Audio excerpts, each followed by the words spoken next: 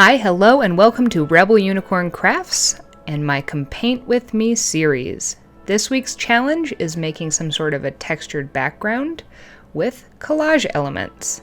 So, grab whatever supplies you're going to be using. I personally am using a 140-pound watercolor paper sketch pad, some acrylic paints, and then I will be using scissors, a magazine, and some glue. So, what are you going to use for yours? Are you using a canvas? Are you using paper? Maybe you're using markers. Whatever it is, it's fine. This series is meant to be just a little creative prompt for you to do with it what you'd like. Feel free to copy what I'm doing or take your own spin on this. Just take this time for you to kind of let go. Maybe if you're stuck and you don't know what to paint, but you'd like to be or create, you don't have to use paint. But just take this time to do something a little creative and with your hands. For me, for my textured background, I am doing a visually textured background. And I'm just taking a paintbrush, an angled paintbrush, and I'm making some stripes with a color that I had left over from some other paintings that I liked. Like my other videos, I want to show you the whole process, so I have sped up part of this so that you don't have to sit through all of it. But feel free to do this at your own pace. You can either listen to me, I will just kind of chat with you, or you could turn on some music, your favorite show, speed this up, slow it down so that it's more in real time. This project took me about 20 minutes. This is your time. I'm here to help if I can. If I'm not being helpful, do what you want. One of my newer favorite supplies are palette knives for making interesting textures. So I wanted since my lines in the background were not super perfect, I wanted to kind of go with that in even more rustic ways. So I kind of did like a dry palette knifing, which seems kind of like an oxymoron, but I just would pick up paint with my palette knife and slide it back and forth. What have you decided to do for your background? Are you doing the dots? Are you actually doing something textured? Maybe you're working in mixed media and you're actually doing something textured. Maybe you're making lines with a ballpoint pen.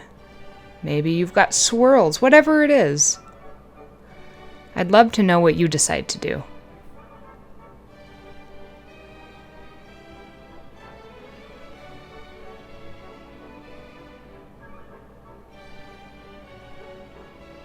While we're finishing this up, our background, we can start thinking about what we're going to put in the foreground. Maybe you already have some pictures in mind for this.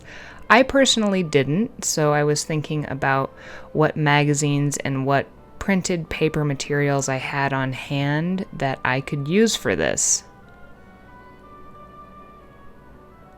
I recommend using kind of a repeating pattern for texturing the background, having some elements that are similar, whether that's directionally similar or texturally similar.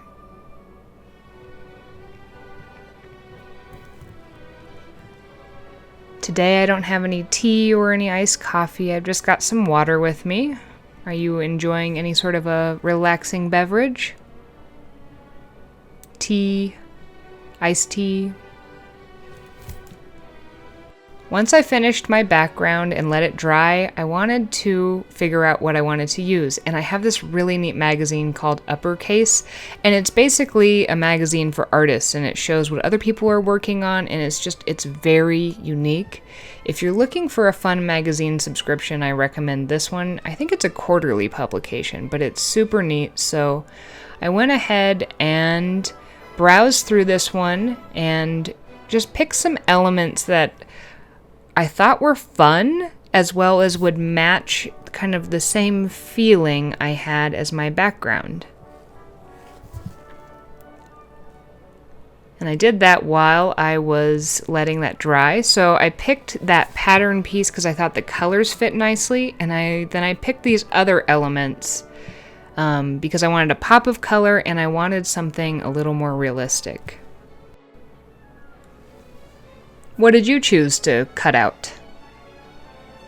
If you need to, you can pause the video now to go collect what you're going to cut out if you didn't have time. Nick is using his college's quarterly magazine that they send him. He went to a school for that specialized in aerospace, and so he's got a very kind of plane and space-centric magazine with reference photos that are similar to that going, and I'll show you his result at the end. I don't have any real personal connection to any of these items that I selected, but I did something about the color combination with my background spoke to me, and I liked the general shapes. I think I kind of went for a little flowy. I don't actually know what I was thinking, but that's what I selected.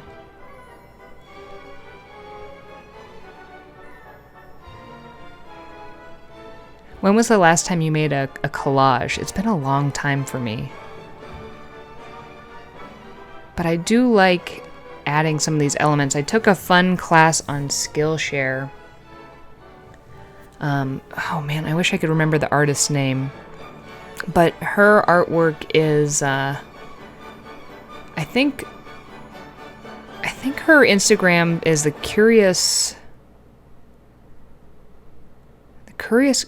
Creator, or shoot, do you ever have that where you have it right on the tip of your tongue and you cannot remember what their name is? Anyways, so she does really cool like paint swipes and fits in these old Victorian, especially pictures of the Queen of England, and they're funny and they're really cute. If I can remember her name, I will put it in the description box below. But her stuff is super cool.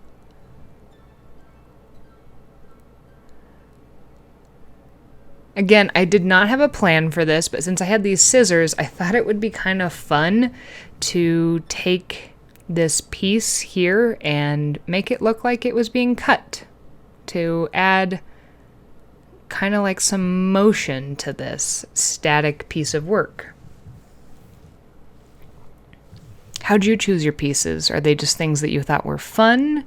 Do they match the color? Do they kind of match the style of your background? I think it often helps to start with one thing. That's why we started with the background. I'd be curious to know if you have any suggestions for future challenges that you'd like me to take on, to have as a little come paint with me.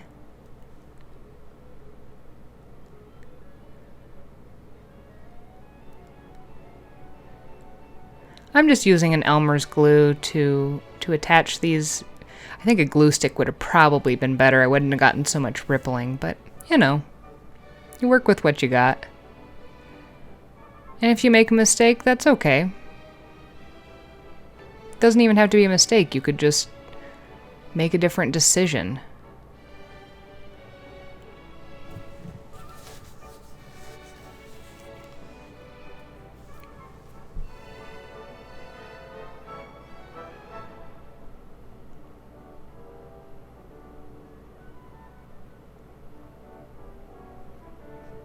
Have you had any fun summer plans? Any fun hikes? Or what are you doing to keep yourself busy?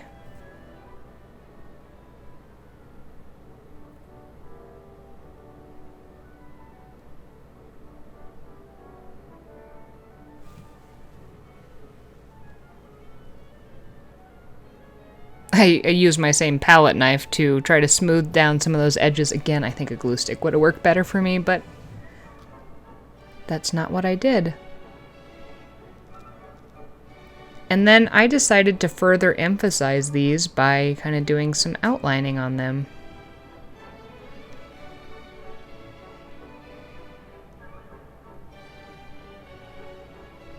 But I was also too impatient, and I got glue on my pen. Oops.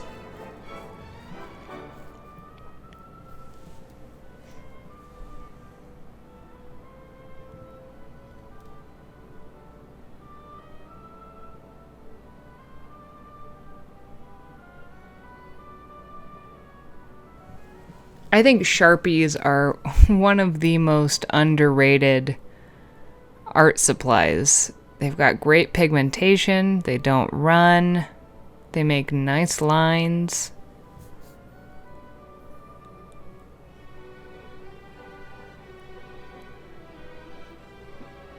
And this is another suggestion. I know that it's kind of focusing in and out and it's making it difficult to see.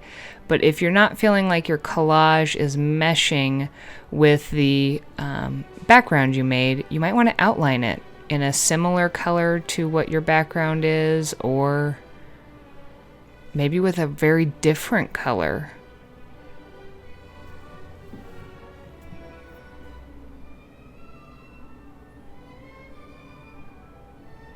And that's where I ended on mine.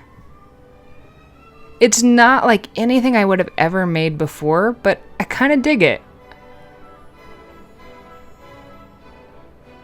And here was what Nick did. So he went, with a more aeronautical theme. And then he was thinking for his background when he did that first, it then kind of reminded him of the flyover of the farm fields you see from up in an airplane window. What'd you create? Stay tuned for the next challenge.